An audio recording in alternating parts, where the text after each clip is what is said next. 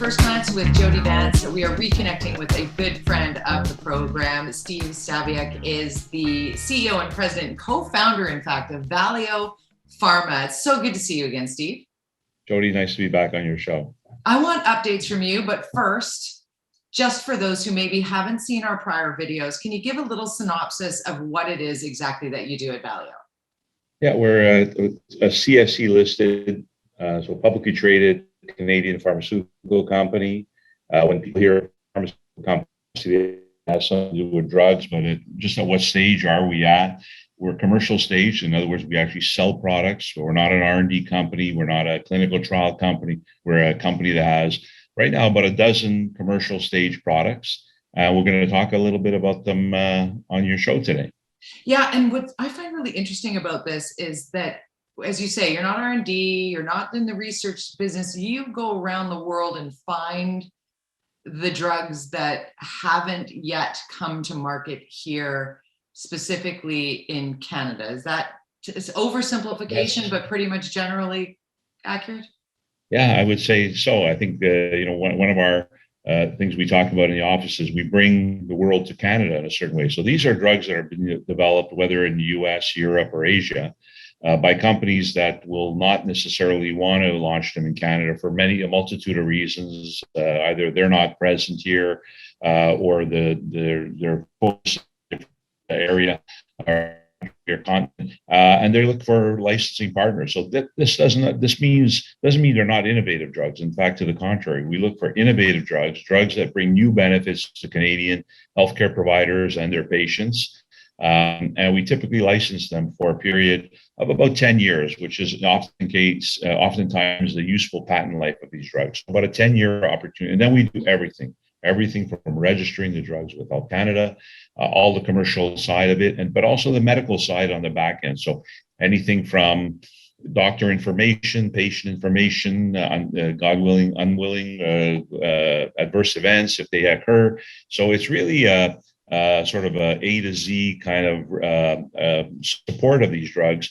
We're quite excited about some of the therapies we're bringing to Canadians that otherwise wouldn't be here. I remember that in our second interview, after we had done it, our first, you were like, oh, I meant to mention this. And then in our second interview, you went, okay, now I get a chance to tell you about Redesca. And you were so excited to be able to share where you were at. And it feels like a lifetime ago, doesn't it? It's an industry that doesn't move very quickly. Things take an enormous amount of time. There's no overnight gratification, and therefore, I think from our perspective, we have to be patient with our products and also in launching them. But to your point on Redesca is a drug that we launched, got approval from Health Canada in December. So we did all the work to file and get approval. We launched it end of March, beginning of April of this year. It's our fastest growing drug. It's a drug that is really going to, in the short term, and I say short term, next 12 to 18 months, it's going to be one of our key drivers.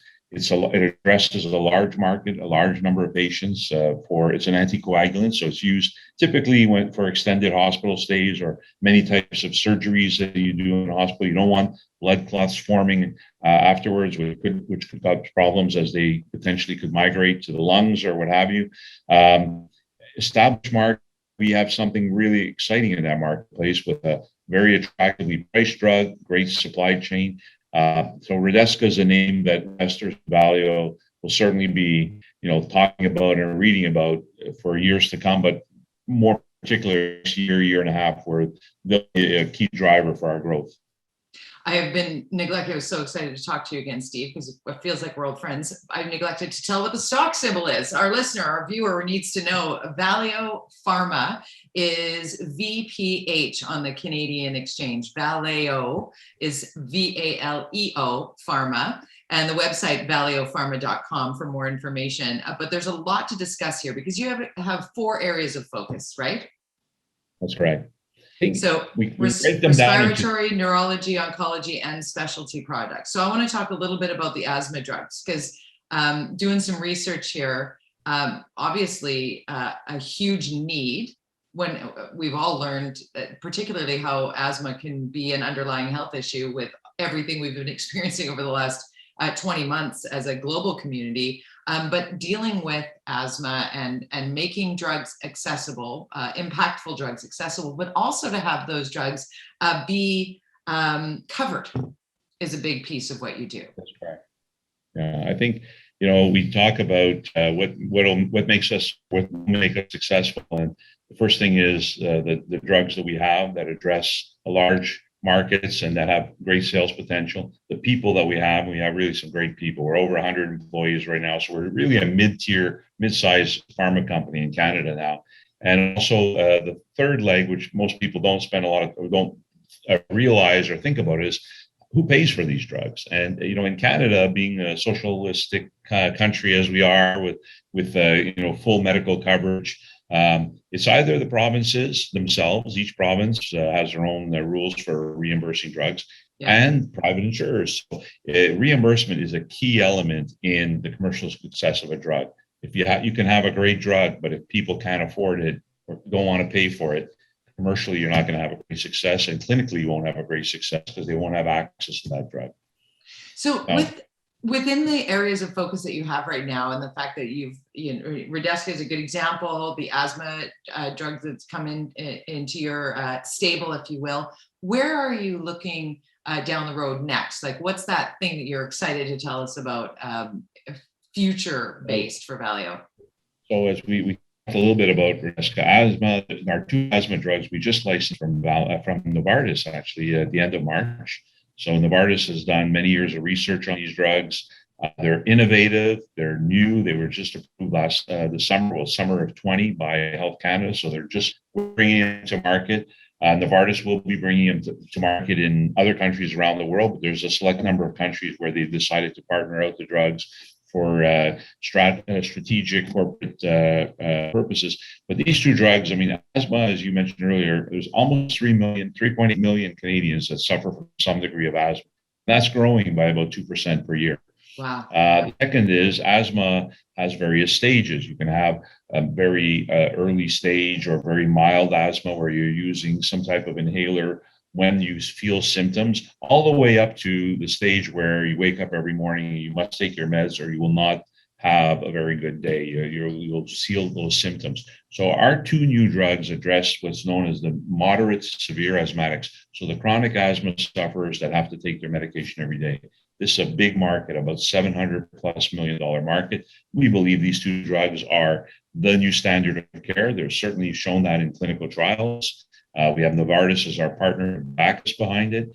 And I think this is really going to be a big improvement for many Canadians that suffer from asthma. As you may know, over 40% of asthma sufferers do not feel that their symptoms are adequately controlled. So there is a market of unsatisfied asthma sufferers, and we hope to address these, as well as those that, as the disease may progress over time, will want to get to a medication that could handle their symptoms and is easy to use. Once a day, 1 puff a day versus more complex systems. The other thing that is really cool about these 2 drugs is they're very green. And when I say green, is very recyclable. There's no propellants, so there's no harm to the atmosphere. So these are not only great drugs from a therapeutic point of view, they're actually very good drugs from an environmental point of view.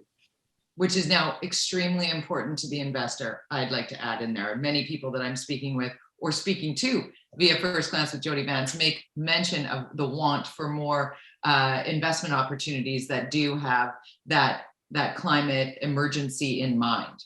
Certainly. Let's reiterate now, Steve. The stock symbol for Valeo Pharma is VPH. V as in Victor, P as in Peter, H is the symbol on the Canadian exchange. ValeoPharma.com for more information. VALEO Pharma.com. Let's talk about the growth of this company and how the books look, if you will. Give us a little sort of summary of that, if you don't mind. Well, I mentioned earlier we have over 100 employees, and in the pharma industry, it's very well known that when you launch drugs, you need to spend money up front and recover the funds or the cash flow from sales that come at a later date. There's quite an initial heavy investment initially in people to get the benefits of the drugs out to the pharmaceutical community. So in terms of sales, we did about $7.5 million in fiscal 20, which is an October year end for us. Fiscal 21, that number about doubled. Our numbers are not final yet. It's only been 10 days since the end. But the year we're looking for this year being 22, so we're physically in our fiscal 22 right now. We're expecting revenues to grow to about 40 million, which will be a significant, more than doubling from prior year. In fact, tripling from the prior year. And a lot of that's on the back of Redesca and our 2 asthma products. These are products that will drive a lot of sales. And we have the team, and the team is very much commercial. About 70% of the people that work for our company, we talk about 100 people, are actually facing physicians. They're out there every day talking to doctors, talking to the hospital, people in the hospital, whether it be administrators, whether it be nursing, whether it be pharmacists. So the commercial, you need to have that commercial team out there. And we've got some great management people that we brought in. Fred Fasano, our new president that came in January, comes to us from Servier. Servier was a significant mid-tier, or is a significant mid-tier player. So to bring someone in that has the experience of building a company in the direction that we want to go is a key aspect also. So we, as I mentioned earlier, people we have, the products we have, the reimbursement is coming along very well. Not just coming along, we have reimbursement especially on the private side. We're almost at 100% on the public side. We just announced last week that for our asthma drugs, Alberta was the first province to cover. I think your viewers will see in the coming weeks and months, other provinces will follow suit. So we think we have the 3 main ingredients. So really right now it's about execution. It's about going out there, seeing those dogs, getting the message out, and supporting our team with samples. A good example in asthma, we're sampling the product beyond our expectations. There's a strong demand from physicians to say, and that's typical of a lot of drugs, where the people say, "I'd like to try," or physicians say, "I want to try it on my patients. I want patients to use it and see how they react to it." And their interest in sampling is far beyond what we had expected, and by the way, what Novartis had expected. So I think that bodes well for the future of these drugs, and that's why we're so excited about them. Is that there is a need for them. There's something they're looking for, something new to help their patients. So when it comes to how somebody watching right now or listening right now thinks, okay, I think I'd like to invest in Valeo. How do I connect? Is it through the website in order to become an investor or to learn more from your investor deck, straight to your website? Sure. Certainly our website has a lot of information. You can call it.